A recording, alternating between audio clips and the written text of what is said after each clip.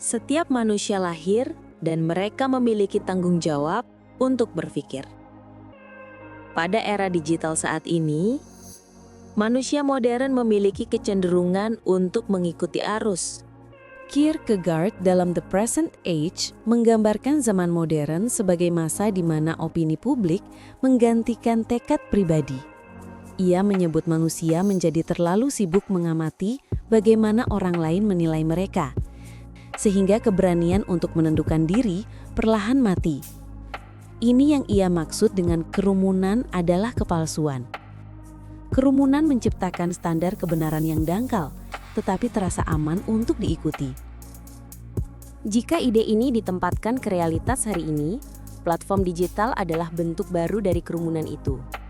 Tren viral bekerja seperti magnet sosial. Jika semua orang melihat, membicarakan, dan mengikutinya, maka kita merasa mustahil untuk diam di luar lingkaran. Mekanisme FOMO, Fear of Missing Out, mengisi celah yang dulu ditempati rasa ingin tahu tulus. Kita tergerak bukan karena sesuatu bernilai, tapi karena takut menjadi satu-satunya yang tidak tahu. Validasi sosial lalu memberikan ganjaran instan. Setiap like dan komentar adalah sinyal. Kau diterima, kau benar. Tren viral, budaya validasi digital, dan FOMO membuat manusia mendefinisikan diri lewat perhatian eksternal. Kierkegaard mengingatkan bahwa keaslian hadir ketika seseorang berani memilih sendiri, bukan ketika ia mencari perlindungan psikologis di balik angka likes. Ia menantang kita untuk mempertanyakan, apakah kita masih menjadi aku yang bertanggung jawab, atau hanya bayangan yang bergerak mengikuti arah kerumunan yang terus berubah. Kierkegaard menilai kondisi seperti ini berbahaya bukan karena kerumunan itu jahat, tetapi karena ia membuat seseorang berhenti menjadi dirinya sendiri. Pilihan hidup yang mestinya lahir dari kesadaran terdalam berubah menjadi keputusan otomatis. Ikut nonton film yang viral, ikut beropini seperti mayoritas, ikut merasa harus sempurna di mata publik. Kerumunan digital mengambil alih pusat gravitasi identitas kita. Dalam analisis eksistensial Kierkegaard, kehilangan suara otentik berarti kehilangan alasan keberadaan.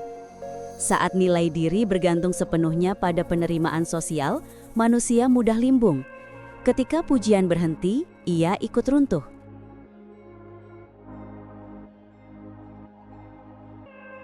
Kierkegaard menekankan bahwa diri yang sejati lahir dari pilihan personal yang disadari, bukan sekadar mengikuti apa yang dilakukan orang lain. Ketika tren viral menentukan apa yang kita sukai, bagaimana kita berpenampilan, bahkan apa yang kita anggap penting, keunikan kita perlahan terkikis. Identitas berubah menjadi proyek imitasi massal, kita menjadi topeng yang diciptakan oleh ekspektasi kerumunan, bukan isi batin kita. Dalam istilah eksistensial Kierkegaard, seseorang bisa tampak hidup tetapi secara spiritual kosong karena dirinya menggantung pada penilaian orang lain.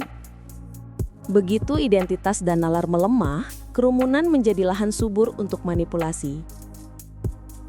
Kierkegaard memperingatkan bahwa saat individu takut menjadi berbeda, ia akan mengikuti siapapun yang tampak paling dominan atau paling viral. Dalam ekosistem digital, algoritma, influencer, dan propaganda dapat mengarahkan opini publik tanpa disadari. Kita merasa memilih, padahal sedang diarahkan. Kerentanan ini dapat dimanfaatkan untuk kepentingan komersial, politik, hingga ideologis.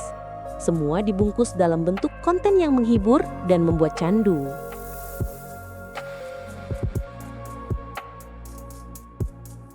Cancel culture menjadi pemicu awal karena ia menciptakan rasa cemas yang meluas terhadap kemungkinan dihukum secara sosial hanya karena mengutarakan pendapat yang dianggap tidak sesuai dengan arus utama.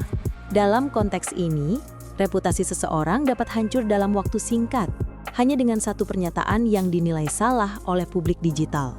Ketakutan akan hukuman sosial ini membuat banyak individu memilih untuk diam atau mengubah pendirian demi menghindari resiko penolakan. Dengan demikian, cancel culture berfungsi sebagai alat kontrol sosial yang membatasi kebebasan berekspresi dan secara tidak langsung mengurangi keberagaman sudut pandang dalam ruang publik. Tekanan tersebut semakin diperparah oleh fenomena cyberbullying. Serangan verbal, ejekan massal, serta penyebaran ujaran kebencian membuat siapapun yang berani berbeda rentan menjadi sasaran kekerasan digital. Akibatnya, masyarakat belajar bahwa menjadi unik atau memiliki opini yang tidak populer adalah tindakan berbahaya. Ketika individu menyaksikan orang lain diserang habis-habisan hanya karena pandangan mereka tidak sesuai dengan tren, ketakutan internal berkembang lebih dalam. Manusia secara naluriah ingin diakui dan tidak ingin merasa terisolasi. Sehingga ancaman sosial dalam bentuk cyberbullying efektif mendorong seseorang menekan identitas aslinya. Mekanisme ketiga yang muncul sebagai akibat langsung dari dua faktor sebelumnya adalah self-censorship, yaitu pengendalian diri secara psikologis sebelum seseorang menyampaikan pikiran atau ide mereka. Pada tahap ini, kerumunan tidak lagi perlu bertindak sebagai penekan, karena individu telah belajar untuk membungkam dirinya sendiri demi menghindari bahaya sosial. Self-censorship menjadikan konformitas sebagai pilihan aman. Padahal pilihan tersebut lahir dari rasa takut, bukan dari kepercayaan pribadi. Inilah titik paling kritis dari persoalan ini, ketika individu berhenti menjadi subjek yang aktif menentukan hidupnya dan berubah menjadi objek yang dikendalikan oleh ekspektasi kolektif. Ketika ketakutan untuk berbeda mendominasi ruang digital, dialog yang seharusnya menjadi sarana pertukaran gagasan justru perlahan menghilang. Individu merasa tidak aman untuk menyampaikan pendapat yang berlawanan arus, karena resiko dikritik atau diserang begitu tinggi. Keheningan yang tercipta bukanlah tanda kesepakatan, melainkan hasil dari tekanan sosial yang memaksa setiap suara untuk menyesuaikan diri. Jika pandangan alternatif tidak lagi diberi ruang untuk muncul, masyarakat kehilangan kesempatan untuk berpikir secara kritis dan memahami sudut pandang lain. Akibatnya, kebenaran semakin ditentukan oleh jumlah suara mayoritas, bukan oleh kualitas argumen. Kreativitas hanya tumbuh subur ketika seseorang berani mencoba hal baru dan mengeksplorasi ide yang belum pernah diuji. Namun, budaya digital yang mengagungkan apa yang viral dan populer membuat individu lebih memilih aman dalam kerumunan daripada berisiko berbeda. Ketika setiap karya atau opini dinilai berdasarkan seberapa banyak ia mendapatkan validasi sosial, keberanian untuk bereksperimen pun menurun drastis. Hal ini menyebabkan masyarakat terjebak dalam siklus repetisi. Tren yang sama terus diproduksi ulang karena terbukti diterima. Tanpa keberanian intelektual, budaya kehilangan daya dorongnya untuk berkembang dan inovasi pun menjadi langka.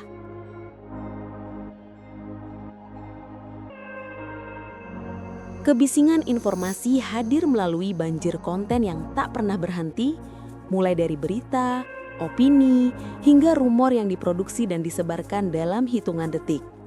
Dalam lingkungan seperti ini, kemampuan untuk membedakan mana yang penting dan mana yang tidak menjadi semakin kabur. Informasi yang melimpah justru membuat pemahaman menipis, karena manusia lebih sering terpancing untuk bereaksi cepat daripada merenung dalam. Ketika setiap notifikasi menuntut perhatian seketika, waktu untuk berpikir dalam diam yang menjadi fondasi pencarian makna menyusut drastis. Pada saat yang sama, kultus validasi memperburuk keadaan, karena nilai diri seseorang kini semakin sering diukur melalui angka digital seperti jumlah likes, views, atau followers. Identitas bukan lagi dibangun melalui perjalanan personal yang reflektif, tetapi melalui performa sosial yang harus terus memuaskan penonton. Validasi eksternal ini menciptakan tekanan psikologis yang mendorong individu untuk menampilkan diri versi terbaiknya. Bahkan, jika itu berarti mengorbankan kejujuran pada jati diri yang paling otentik. Semakin seseorang bergantung pada penilaian publik, semakin rapuh rasa kebermaknaan hidupnya. Sebab kepuasan itu bertahan hanya selama perhatian orang lain masih tertuju. Selain itu, distraksi digital memisahkan manusia dari pengalaman yang penuh dan sadar, karena perhatian selalu terpecah oleh konten-konten serba instan yang dirancang untuk membuat seseorang terus terpaku pada layar. Ketika perhatian tercajar kemana-mana, sulit bagi manusia untuk terlibat secara mendalam dalam satu hal yang benar-benar berarti. Distraksi ini bukan hanya mengambil alih waktu, tetapi juga kapasitas batin untuk merasakan arti dari momen-momen penting dalam hidup. Akibatnya, segala sesuatu terasa cepat berlalu dan dangkal, membuat manusia mengejar rangsangan baru tanpa benar-benar memahami apa yang ia cari. Krisis makna dalam era digital dengan mudah menyebabkan rasa kehampaan karena manusia terbiasa menerima rangsangan yang cepat dan bersifat sementara. Ketika hidup didorong oleh konsumsi informasi dan hiburan tanpa henti, pengalaman mendalam yang seharusnya memberi rasa tujuan justru semakin jarang terjadi. Kehampaan ini bukan muncul karena ketiadaan aktivitas, tetapi karena aktivitas itu tidak membangun makna yang berkelanjutan. Dengan kata lain, semakin seseorang mengejar stimulasi eksternal tanpa arah yang jelas, semakin sulit baginya menemukan alasan yang membuat hidup terasa berarti. Notifikasi yang terus berdatangan membuat perhatian terpecah sebelum pikiran sempat tenggelam dalam proses berpikir mendalam. Tanpa refleksi rutin, individu mudah terseret oleh arus tren dan opini kolektif hingga tidak menyadari bahwa ia telah menjauh dari identitas aslinya. Kehilangan momen untuk berhenti sejenak dan bertanya mengapa akhirnya membuat hidup bergerak otomatis, diikuti tanpa kesadaran. Ketika refleksi menghilang, arah pun kabur dan makna hidup menjadi semakin sulit ditemukan.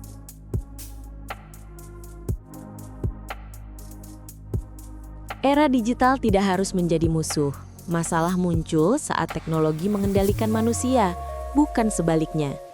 Dengan menetapkan batasan yang jelas, misalnya mengurangi konsumsi konten yang memicu FOMO, memilih sumber informasi yang kredibel, dan memprioritaskan penggunaan digital yang mendukung pembelajaran serta kreativitas, individu dapat memastikan bahwa teknologi menjadi alat pertumbuhan, bukan penyebab kerentanan psikologis.